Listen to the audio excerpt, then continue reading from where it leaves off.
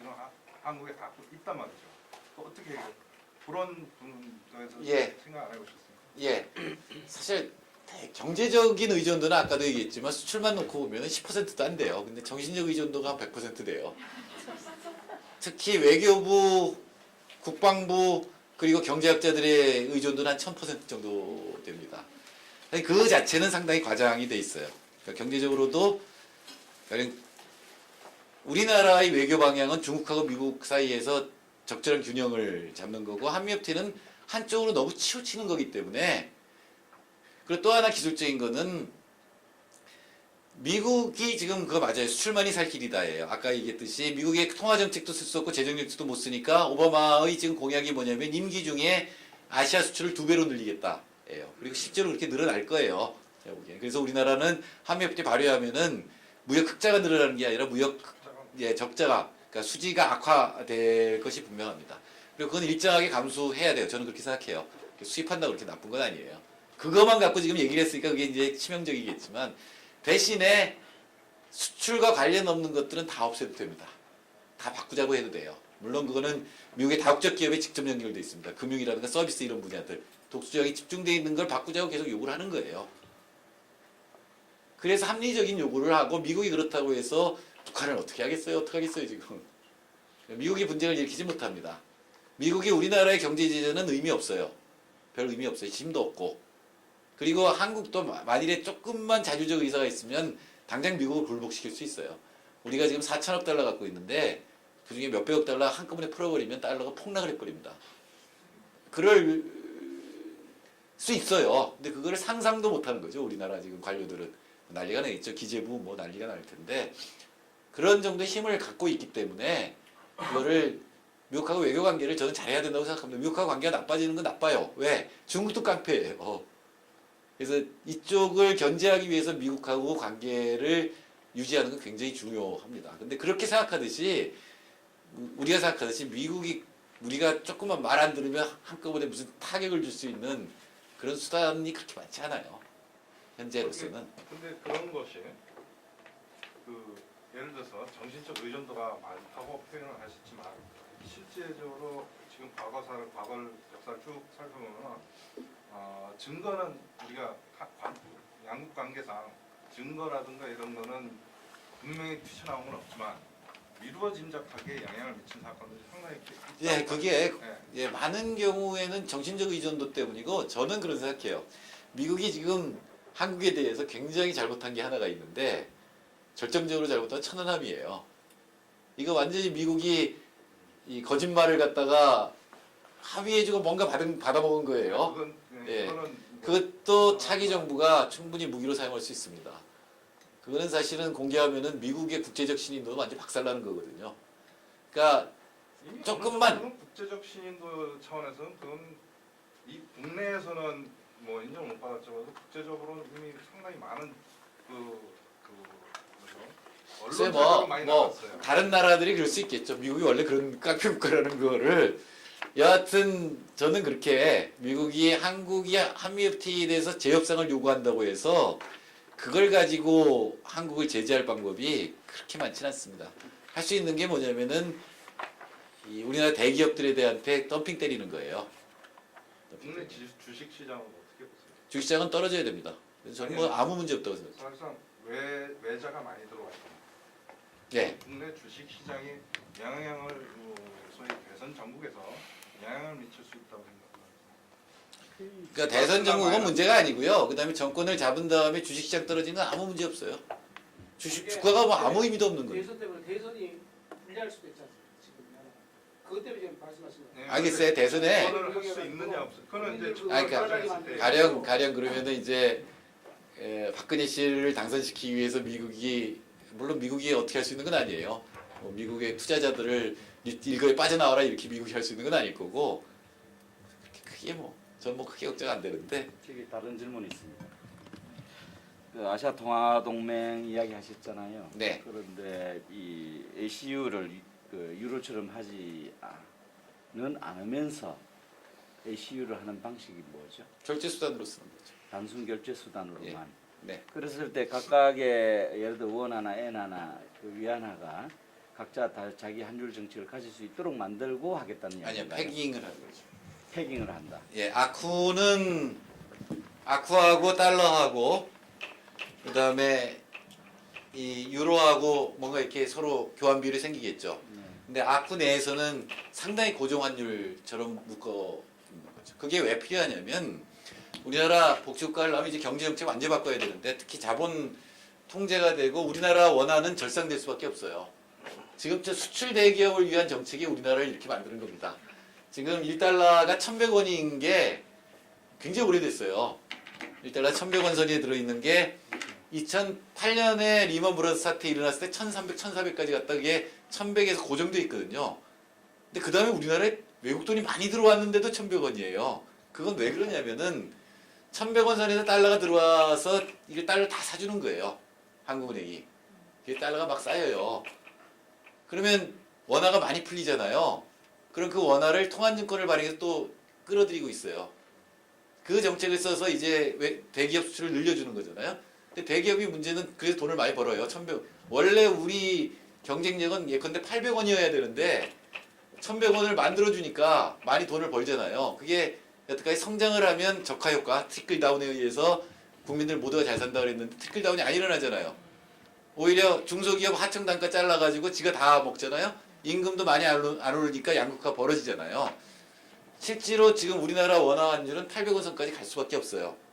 그 미국이 지금 환율법이라는 걸 제정했는데 그게 뭐냐면 말도 안 되는 법인데 상대 국가가 환율을 조작한다고 생각할 때는 보복관세를 물리게 되는 법이에요. 그 대상은 지금 중국입니다. 근데 중국은 어떻게 환율을 보면은 우리나라는 이 한번 절하된 다음에 이게 쭉 유지돼요. 지금 약간씩 1,100선에서 계속 있었잖아요. 중국은 지금 이렇게 가고 있습니다. 그러니까 중국은 자본시장을 통제했기 때문에 막 이렇게 올라가는 건 없어요. 그냥 쭉 올라가요. 한국은 여기에 맞춰서만 올라가면 됩니다. 절상을 하되 시장에 맞게는 막 왔다 갔다 할 거 아니에요?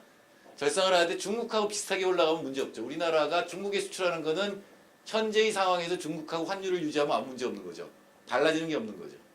또 하나는 뭐냐면 우리나라 임금을 올려야 되는데 내수를 키우는 거예요. 이제 수출에 의존하는 게 아니라 내수를 키우는 건데 중국의 임금은 굉장히 빠른 속도로 올라갑니다.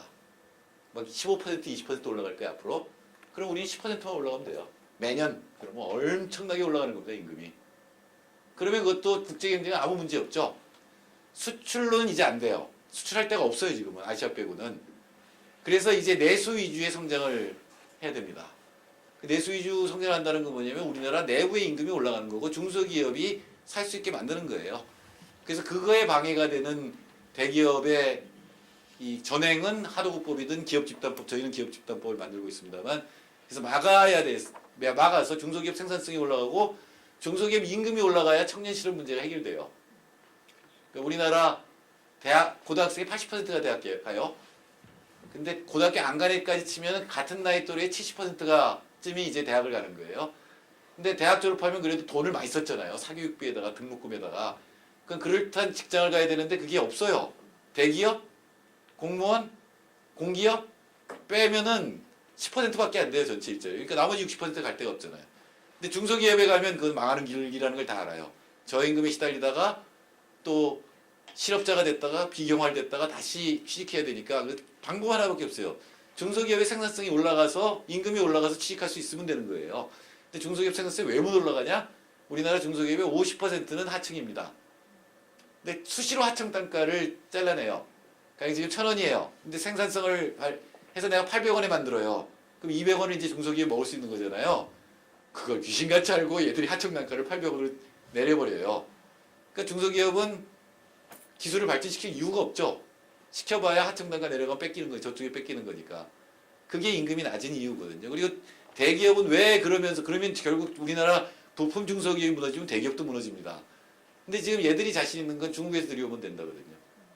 그래서 그런 일이 벌어지고 있는데 중소기업 생산성을 높여서 고용을 늘리고 그게 그래서 임금이 올라가는 게 그게 우리나라가 내수가 늘어서 경제 성장하는 길입니다. 여태까지는 밖으로부터의 성장이라면 이제부터는 안으로부터의 성장. 여태까지는 적화효과를 해 트리클 다운. 위에서 밑으로 내려온다는데 내려온 적 없습니다. 이제는 밑에서 올라가야 돼요. 가난한 사람, 노동자들의 임금이 올라가서 내수가 늘어나고 그에 의해서 경제 성장을 하는 게 충분히 가능합니다. 충분히 그게 우리나라 거시 정책을 완전히 바꾸는 거예요. 저는 차기 정부가 바뀌는데 차기 정부가 거시 정책 복지에 맞는 거시 정책이 이겁니다. 수출 이런 식으로 하면서 복지한다는 건 불가능해요. 우리나라 진위계수를 보면은 아까 그 진위계수 우리나라 진위계수가 소득 불평등도가 약화된 때가 있습니다. 그러니까 소득이 평등해진 때가 있어요. 남녀 간 임금 격차, 대기업과 중소기업 간 임금 격차가 줄어든 때가 있었습니다. 언제일까요? 87년 이후. 예, 87년부터 94년까지입니다. 실제로 그 다음에 왕창 나빠집니다. 이 기울기는 똑같습니다. 노무현 정부 말 여기 이제 외환이기 때문에 더 심해지죠. 이 기울기가 약간 높아지는데 국민의 정부나 참여정부나 똑같습니다. 지금 약간 더 높아졌습니다. 이명부터 이렇게 높아진 줄 알았지만 국민의 정부나 참여정부가 좀 나은 거는 이게 시장 진위계수예요. 시장에서 나은 거는 이때부터 여기서부터 국민기초생활보장제도를 도입하고 그래도 복지를 도입해서 세금과 재분배 정책으로 해서 진위계수를 약화시킵니다. 이건 세후 진위계수라고 하는 거예요. 그러니까 분배 후 진위계수, 재분배. 근데 이거 다시 없어졌죠. 이명박 정부. 근데 이렇게 하면 시장에서 이렇게 벌려놓고 이거를 메꾸는 건 한계가 있습니다. 진짜 재정적자가 문제가 돼요. 이거 자체를 줄여야 됩니다. 시장에서 자체를 줄이는 게 뭐냐면 노동자 임금이 올라가고 중소기업과 대기업, 중소기업 생산성이 올라가는 거예요. 그런 정책을 써야지 복지 부담도 줄어드는 거죠. 그런 정책으로 정책 기조와 전체 우리나라 구조를 바꿔나가는 걸 할 수가 있습니다. 복지를 하려면 이렇게 해야지 시장에 다 맡겨놓고 복지하는 거는 이걸 늘리면 늘릴수록 재정의 부담은 굉장히 커져요. 조세 저항도 커지기 때문에. 근데 이때는 어떻게 가능했느냐? 야, 우리 노태우가 좋은 사람이네. 이때가 언제냐? 87년 노동자 대투쟁이 있었잖아요. 6월 항쟁이 있었고 노동자 대투쟁이 있으니까 정부가 함부로 못하던 때예요. 재벌들도 노동자이 막 생기는 거에 대해서 당황하고 있었던 때예요. 그러니까 임금이 막 올라가니까 국내 임금이 올라가니까 그 격차가 줄어들었던 겁니다. 그리고 상대적으로 노태우 때 부동산 공개념도 도입했었고 그 계획적인 정책도 썼어요. 그리고 동시에 좋았어요. 이때는. 그러니까 3조 호황이 있으면서 수출과 내수가 동시에 좋은 때 수출만 좋으면 양극화 벌어지는데 임금이 올라가면서 내수도 좋아졌었던 때거든요. 그 상황이 돼야 됩니다. 방법도 간단해요. 를 정부가 기획해가지고 지원할 수 있는. 있습니다. 근데 그것보다도 대기업하고 중소기업 차이가 있지만은 고졸자와 대졸자 차이가 줄어들어야 있습니다. 그 상태에서 15%그 안 그 밖으로 안 나가야 돼요. 그래야지만은 대학 애들 저기 뭐야 하치는 거 교육 문제가 해결돼야지. 교육 예. 문제가 교육 자체 내에서 문제 해결 안 돼요. 예, 사회적 격차가 안 줄어들면 사회적 격차가 안 줄어들면 그래도 대학을 가야 그 10%에 들어갈 가능성이 생기니까 죽자 대학교 가는 거고 저기 임금 차이 고졸하고 대졸 예. 차이 임금 줄어 확 저기 폭력력 같이 줄어버리면요. 뭐 예, 같이 줄여야 됩니다. 대학 문제도 다 저는 해결된다고 그러거든요. 근데 그걸 예. 어떻게 정부가 개입을 해가지고 중소기업하고 대기업 차이도 줄이지만은 대졸자하고 저기 예. 고졸자도 차이도 확 줄어. 제일 좋은 방법은 우리나라 민주노총이 지금 5% 조직률이거든요. 한 60% 조직률이 돼서 또 민주노총이 조직률이 커지는 것도 어렵습니다만 연대임금 정책을 쓰는 거죠. 모든 사람들의 임금 격차를 스스로 줄이는 거죠. 그게 민주노총이 커지고 정권을 잡는 길인데 그건 당분간 안 될 거고 간단한 정책으로 줄이는 방법이 있습니다. 뭐냐면 최저임금이라는 게 있죠. 그래서 최저임금을 매년 최저임금위원회가 모여서 서로 토론을 해서 결정을 해요. 시간당 4,000원이냐 마냐 이렇게 했고 자본가 편도 들어가고 노동자 편도 들어가고 뭐 탁자들 들어가서 간단하게 최저임금을 이렇게 결정하면 돼요. 임금을 우리나라 임금을 보면 뭐 이렇게 나올 거예요. 그러니까 고임금 받는 사람 적고 저임금 이렇게 되고 뭐 중간에 받는 사람 많고 그러면 평균 임금이 있을 거 아니야? 또는 메디안 임금이라는 게 있습니다. 가장 많이 나오는 임금. 이 임금의 예컨대 3분의 1을 최저임금으로 한다 이렇게 정하면 됩니다. 그러면 이쪽이 없어지죠. 이제 없어지는 거예요. 그러면 당연히 평균이 일로 가겠죠. 경제 성장을 하면 더 이쪽으로 오른쪽 가겠죠. 그럼 자동으로 또 오른쪽으로 갑니다. 이거 좀 하면 줄어들 수 있어요. 이거에만 합의하면 됩니다. 그렇게 하면 교육 문제도 해결. 아니요. 이렇게 하면 물론 그 꼭 대학을 가야 된다. 그다음에 뭐 이런 거가 많이 해결이 돼요. 그러니까 우리가 평등에 대해서 좀 생각을 해봐야 되는데 사실 대학 입시제도가 웃기는 거예요. 우리나라처럼 이렇게 1등에서 70만 등까지 등수 매기는 나라는 이 세상 어디에도 없습니다. 그게 오로지 사회적으로 임금격차 크고 그 대학 서열이 그걸 또 결정한다고 다 믿고 있기 때문에 그 짓이 벌어지고 있는 거죠. 근데 1등에서 70만 등 이게 말이 됩니까? 핀란드에 갔더니 핀란드에서 제가 재작년에 핀란드 갔을 때 아호라는 사람을 만났어요. 그 사람이 지금 핀란드 40년째 교육개혁하는 나라예요. 세계에서 교육이 제일 잘 된다는 나라인데 20년 동안 교육개혁을 지도한 사람이에요. 국가교육청장인데 이 사람이 우리나라 경쟁교육 얘기를 듣더니 질문을 해요. 등수를 어떻게 매기니? 이런 거예요. 얘는 달리기를 잘해? 얘는 수학을 잘해? 얘는 음악을 잘해? 등수 매겨봐. 못 매기죠. 당연한 다른 거예요. 서로 다른 거예요. 핀란드의 평등 교육의 핵심이 그겁니다. 평등이라는 게 한자로 이렇게 쓰죠.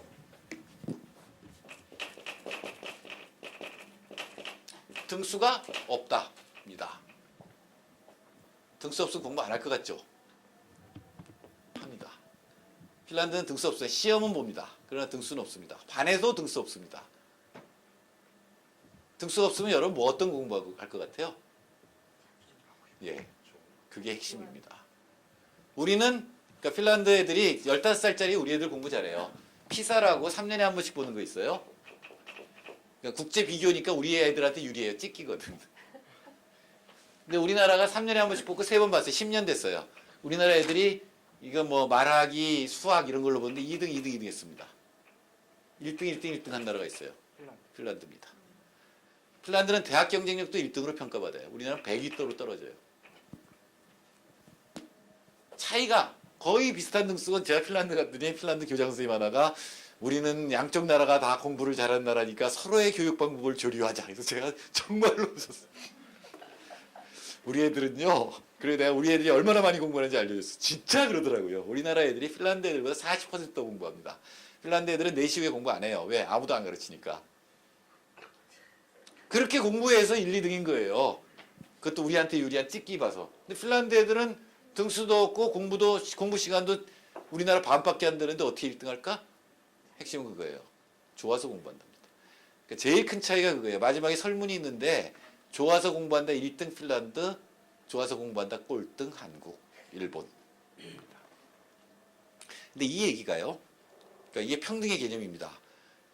그러니까 모두에게 자기가 가지고 있는 재능을 발휘하도록 하는 것이 핀란드 교육의 핵심이고 그런 의미에서 등수라는 건 있을 수 없죠. 그래서 자기가 좋아하는 거 정말로 이 시민으로 살아가는데 부족한 거는 과외로 시켜요. 그런 선생님하고 부모하고 이 학생이 협약을 맺고 물론 국가가 과외를 시켜서 못하는 거 산수를 못하면 산수를 끌어올리는 것까지 합니다. 최소한까지만 끌어올려요. 나머지는 자유예요. 아이들이 좋아하는 거 하는 겁니다.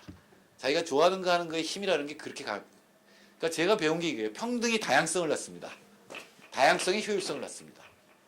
우리는 평등 그러면 뭔가 획일성, 암기 이런 거 생각이 떠오르잖아요. 교육하면. 근데 획일성, 암기를 낳는 거는 등수가 낮습니다.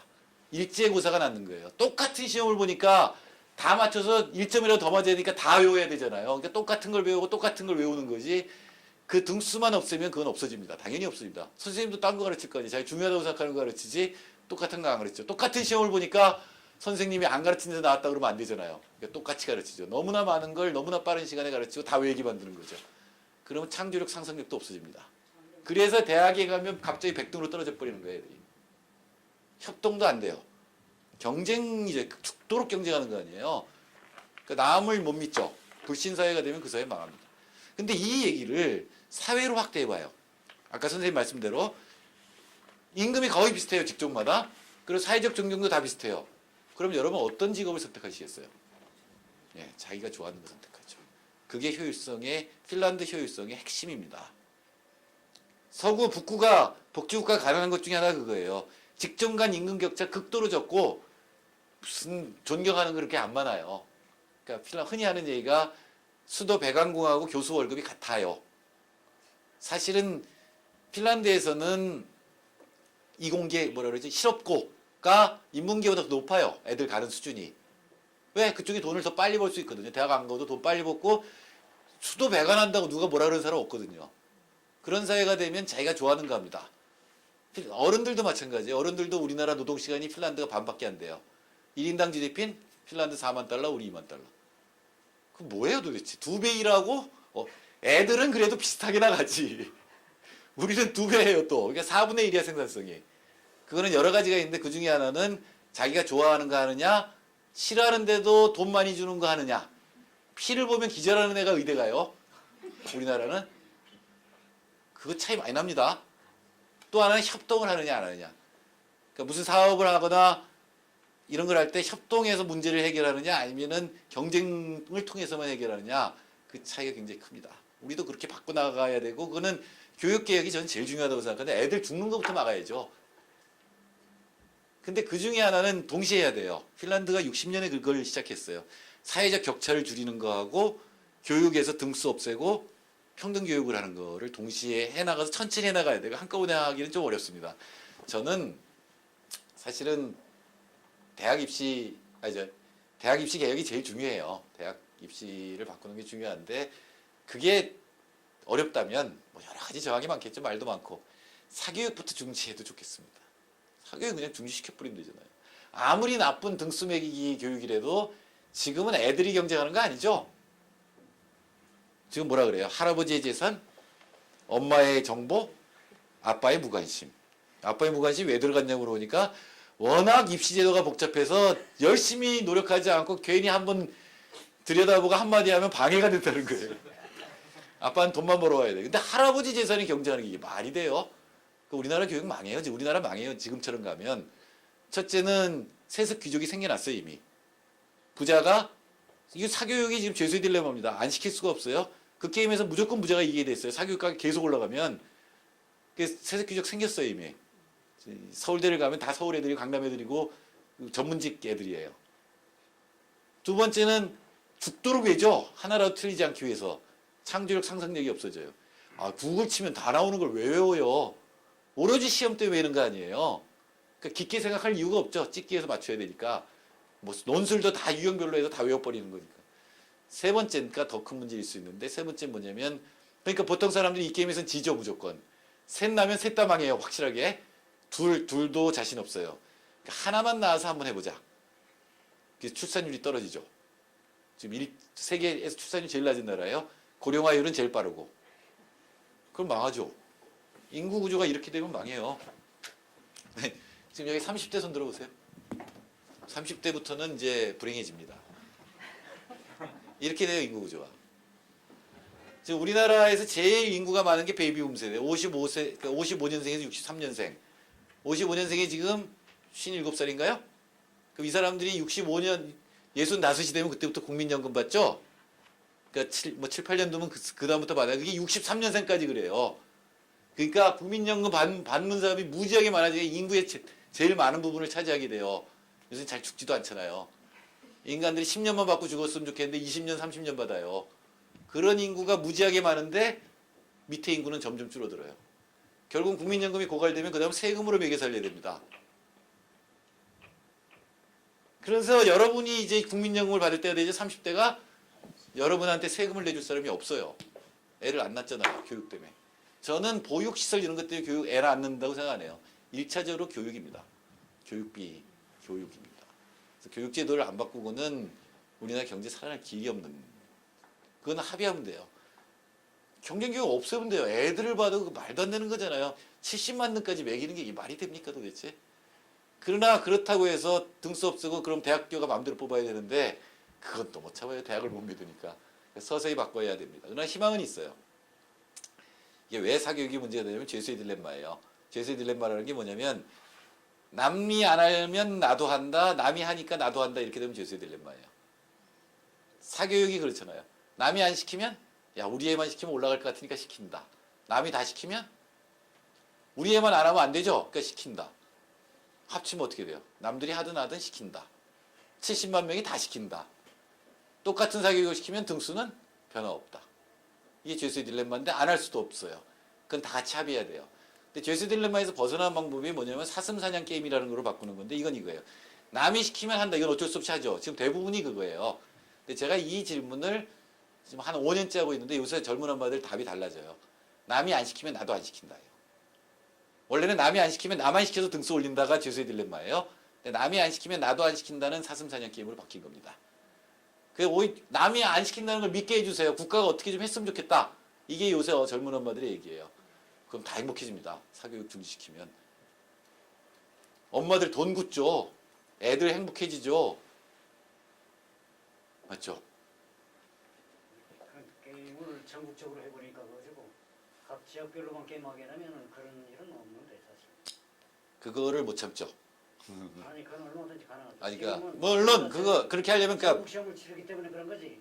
각 도마다 치르면 그런 일은 없어요. 도마다 치른 다음에 대학은 도 1등들은 서울대 간다? 이렇게. 그렇죠. 얼마든지. 그거 무지하게 반대하겠죠. 어쨌든 전체가 동시에 움직여야 됩니다. 사회적 격차도 줄이고 대학 간 격차 줄이는 건 간단해요. 서울대를 없애버리면 돼요. 그리고 서울대를 분산시켜버리면 됩니다. 하여튼 그런 국가가 할 수 있는 것들을 해나가면서 경쟁을 없애버리면 돼요. 근데 사교육은 저는 중지시켜야 된다고 생각해요. 위헌 소송이 일어날 수 있는데 대통령이 공약으로 걸고 되면 뭐 위헌 소송은 어떻게 무슨 위헌 소송? 국민 투표해버리죠 뭐. 그래서 정말로 우리 국민들이 사교육에 찬성하는지 안 하는지 한번 국민 투표해 봅시다. 저 반대가 훨씬 많을 거라고 생각해요. 그러면 최소한 공정 경쟁은 돼요. 할아버지 재산 갖고 경쟁하는 건 아니에요. 아무리 나쁜 제도 하에서라도. 근데 지금 불공정 경쟁에 이건 말도 안 되는 바꿔야 될 게 많은데 어쨌든 한미FTA로 다시 돌아갔어. 한미FTA는 교육개혁만큼이나 중요합니다. 실제로 이거는 발효가 되면 헌법 위에 올라가 버려요. 그리고 거기에 입각해서 모든 정책이 완전히 제약됩니다. 하고 싶은 것들 못하는 게 너무 많아져요. 그래서 그거를 빨리 발효가 못 되도록 만들고 발효가 되더라도 빨리 짧은 시간에 폐기할 수 있는데 될 거예요. 왜 그러냐면 미국 굉장히 나빠질 거거든요. 또. 그래서 그 미국 시스템을 따라가는 게 얼마나 나쁜지에 대해서 인식하게 됩니다. 네. 저기 경제 많이 부족하다 경제 부족하게 돼가지고 많이 이제 우리하고 뭐 중국 일본하고 저기 블록 만들어 예, 블럭이요. 예. 블록을 만들어가지고 그 나라들 협정문을 만들 거 아니거든요. 네. 그 협정문하고 각 이제 FTA 각 개인적인 나라끼리 이게 미국, 일본 다 중국하고 해가지고 다 각각 개인의 FTA 맺었을 때 그거 상충됐을 때 이건 어떻게 돼요? 그러니까 상충되는 게 스파게티 보울 이펙트라는 게 있어요. 실제 상충이 일어납니다. 사실은 동아시아 협력이 강화되면은 각 개별 국가들과의 FTA는 폐기하는 게 맞죠. 그리고 아시아에서는 다른 나라들과는 원래 FTA라는 그 형태를 취하더라도 못 사는 나라한테 더 유리하도록 만드는 게 맞아요. 그게 잘 사는 나라한테도 결국은 장기적으로는 도움이 됩니다. 지금 뭐냐면 못 사는 나라들을 완전히 뺏어서 진짜 못 살게 만들고 잘 사는 나라 강대국이 더 큰 이익을 보게 만드는 거거든요. 그럼 걔들이 죽으면 못 살게 되면 이제 수출할 데도 없어질 거 아니에요. 이건 언제나 뻔한 얘기인데 한 번도 실현되지 못하는 인간이 이기적인 속성이 있고 특히 국가는 국가가 되면 국익이라는 이름으로 이기적인 행동을 하도록 만드는 게 있는데 그거를 벗어나야 되고 우리 경제사 중에 자본주의 역사상에 그런 걸 했던 때가 딱 한 번밖에 없어요. 마샬 플랜이라는. 그러니까 미국이 유럽을 부흥시키는 걸 도와줬죠. 그 이유는 하나밖에 없었습니다. 소련이 먹을까봐. 또 혁명이 일어날까봐 했던 거죠. 근데 그런 것이 일상적으로 돼서 못 사는 나라들이 좀 더 잘 살게 되고 인간답게 살도록 만드는 것이 전체가 다 사는 길입니다. 이게 굉장히 윤리적인 것 같고 나이브한 것 같지만 사실은 그게 사는 길입니다. 장기적으로 그게 더 답이 될 겁니다. 오늘 못한 말씀이 많은데 뭐 생태도 얘기해야 되고 교육도 얘기해야 되고 많은데 그건 다음에 우리 한미FTA부터 막은 다음에 또는 폐기한 다음에 그때 다시 하도록 하겠습니다. 감사합니다.